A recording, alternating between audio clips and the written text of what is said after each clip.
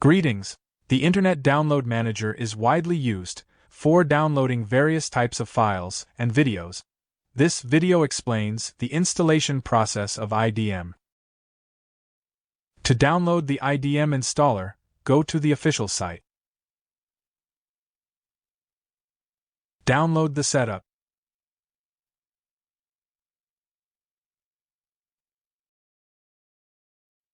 Run the IDM installer. Select language and click OK.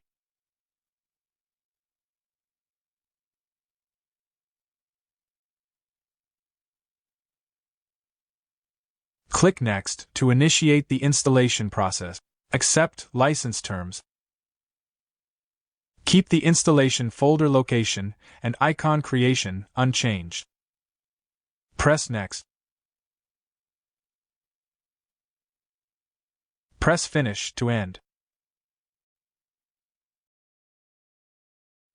The IDM is also integrated into your default web browser.